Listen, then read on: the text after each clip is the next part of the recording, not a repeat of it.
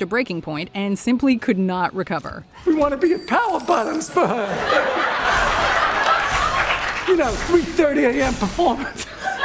It was an unexpected surprise for fans who are more used to his dry comedic delivery, but it is a memorable moment all the same. We honestly don't know how the rest of the cast didn't break with him. Because after that, the club is overrun with thirsty people. Number 13, Unsuppressed Smiles. The Californians. Stewart has cancer. So you're gonna take Candy View Drive over to San Vicente, and then make a left and go 405 north. From there, just get off Mulholland. Totally like that. The Californians is one of the most popular recurring segments in recent Saturday Night Live history, thanks in part to its continuously star-studded roster and the countless character breaks it's caused. Stuart, why are you him so early? I skipped Wilshire and took Beverly over to Santa Monica and took that all the way up.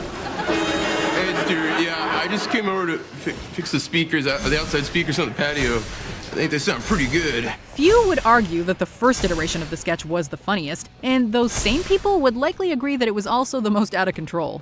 Kristen Wiig and Fred Armisen can barely make it through a sentence in their ridiculous Californian accents, stifling laughter at every turn.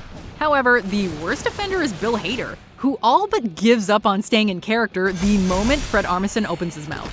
We believe you can safely file this one away in the so bad it's good category. Just get on the chin and get out of here! Number 12, Candice Bergen's Stupid Mistakes, the Right to Extreme Stupidity League. This moment could not have worked out better if it had actually been scripted.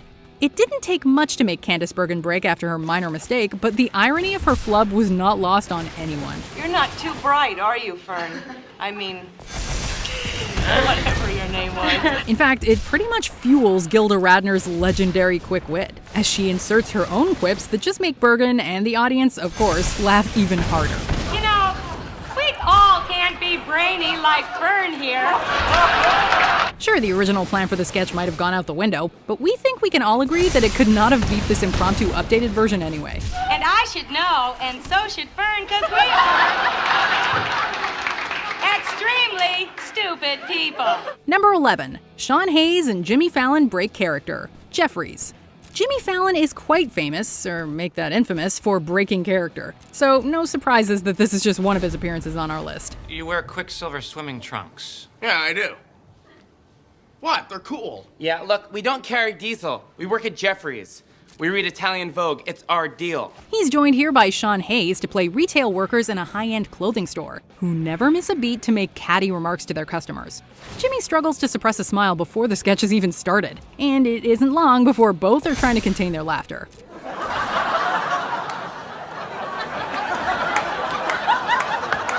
However, Will Ferrell entering on a scooter and answering a tiny cell phone proves too much, and they both just dissolve into fits of laughter.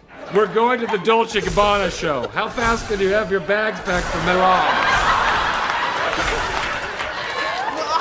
I've got my Jack Spade bag packed already.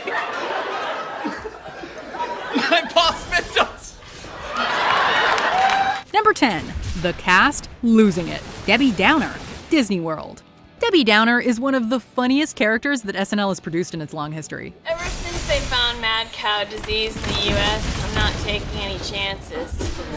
It can live in your body for years before it ravages your brain. She made her debut in 2004, flanked by host Lindsay Lohan and a handful of comedy legends.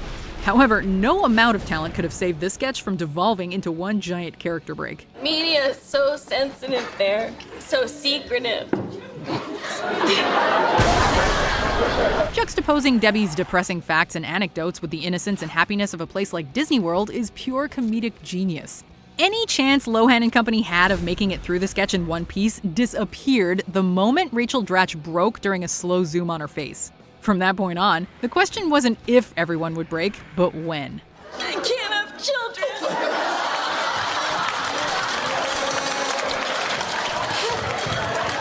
Number 9, Frankenstein's monster gets fired up. Succinctly speaking. In the late 80s, SNL brought together Tonto, Tarzan, and Frankenstein's monster due to their limited grasp of the English language. In fact, Frankenstein's monster pretty much speaks in a series of grunts and growls, other than occasionally informing us that bread good and fire bad. Bread good. All right. It's hard to say what exactly about the then-current nuclear arms treaty causes the usually straight-faced Phil Hartman to break in this moment, but when he does break, he goes down hard.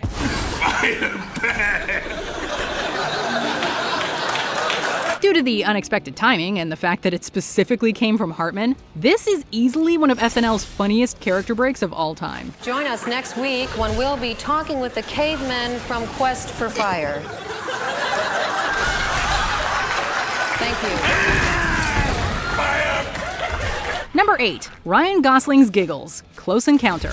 You know you've penned an A+ sketch when you get an Academy Award nominee like Ryan Gosling to break. Wow. What floor were you guys on? I woke up in a dirty metal dome and 40 little gray aliens watched me pee in a steel bowl. The Canadian actor was unable to maintain his composure in the face of Kate McKinnon's hilarious retelling of an alien abduction. And how did the aliens return you all to Earth? Oh, I was carried down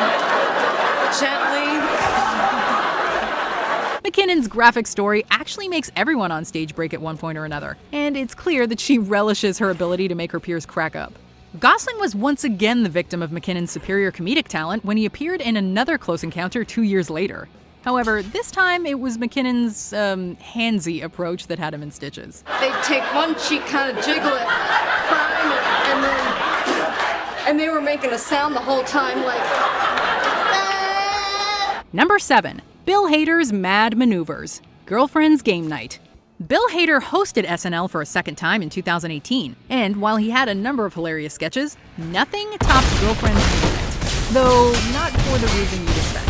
Hi. Sorry we're late. It's been a chaotic week. Horace's sons are suing me again. Horace, where are you going? To the Chicago... Oh, Horace! Hader played Horace, a wheelchair-bound senior citizen dating a much younger woman.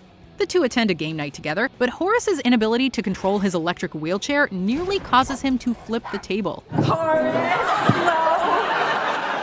Horace. Later in the sketch, he puts it in reverse and nearly runs over Melissa Villaseñor. Set breaks and character breaks ensue. And through it all, Bill Hader looks like he's having the time of his life. You know what? You should be ashamed of yourselves. Number 6.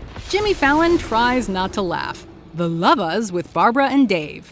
As we've already noted, it doesn't take much to make Jimmy Fallon break, so putting him in this sketch was really just asking for trouble. Barbara, what brings you to the prestigious Wellesley Arms? The Lovas is a recurring sketch featuring an eccentric, overtly sexual couple who have no concept of boundaries. Anticipation of lovemaking that will take place in this hot tub in less than 12 minutes. I'm getting kind of pruny. I'm out. Wait. No matter how hard he tries, Jimmy just can't keep a straight face. That's unbelievable. In Jimmy's defense, however, Will Ferrell has since explained that these characters were created with the actual intention of causing his co-star to break. It certainly does the trick, even perhaps too well, as the rest of the actors end up in a fit of giggles too. Somewhere in the distance, we heard the pounding of native drums. Number 5. John Belushi's Wild Swing. Samurai Stockbroker. Few SNL sketches illustrate just how far live television has come quite like this one. The scene in question involved John Belushi playing one of his most popular recurring characters, a modern-day samurai. Every appearance of the character saw him in a different profession, from samurai tailor to samurai psychiatrist. However, the one we're here to talk about is the Samurai Stockbroker episode. In it, Belushi's sporting his trademark samurai look, which includes a katana. At one point, he starts to attack a wall with the blade, but in his fever, accidentally hits Buck Henry in the head.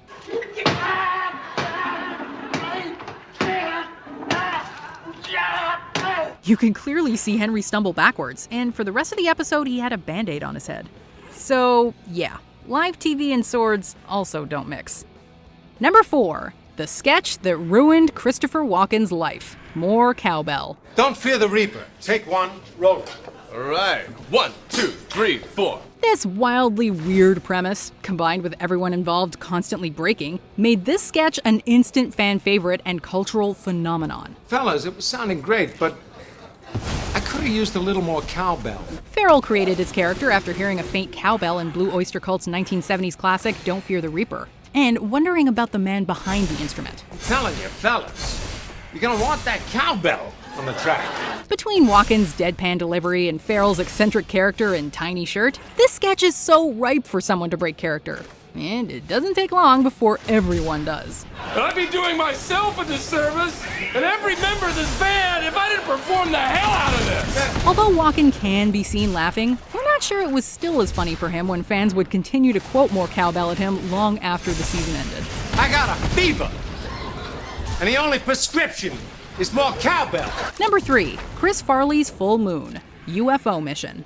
Let me go in there, because I've got a hankering to kick some butt! There's very little Chris Farley wouldn't do for a laugh, which makes it impossible to decipher if this moment was actually intentional or not. In this sketch about commandos investigating a spaceship that's landed on Earth, Farley takes the commando part quite literally. Despite this being a space-themed sketch, none of us were quite prepared to see a full moon. According to his co-star Jay Moore, as Farley wrestled with his pants, he also bumped his head and almost cursed. Needless to say, no matter what else happened during that show, this is the moment everyone remembers. Number 2, Stefan at all times, Various.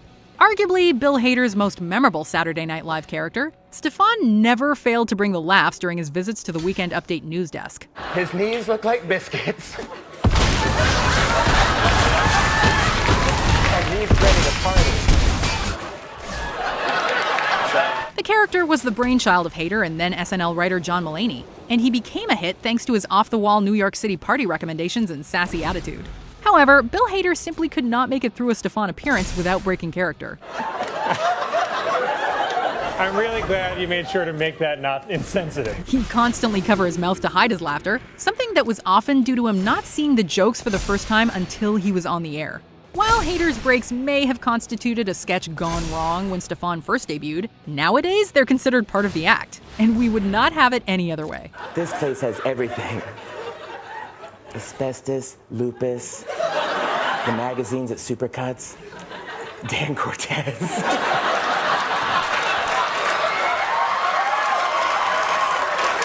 Before we unveil our number 1 pick, here are some honorable mentions. Jimmy Fallon thrown off by the teleprompter. Weekend Update. An Indiana man was convicted of public indecency for letting his genitals... Get rid of this thing. What is it? Chaos. It's chaos. Kate McKinnon breaks character. Weekend Update, Smokery Farms. You got a lot of me. And the scent is strong. Can you spell character break? Spelling bee. Your word is little pig boy.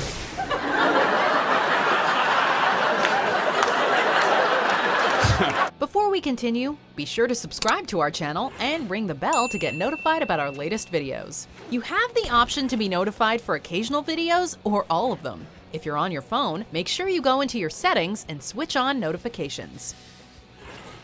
Number 1, Down by the River. Matt Foley, Van Down by the River. All right, how's everybody? The amazing Chris Farley clearly had the magical touch that could make anyone break. And nowhere was that more apparent than with his most iconic character, Matt Foley, the antithesis of an effective motivational speaker. First off, I am 35 years old.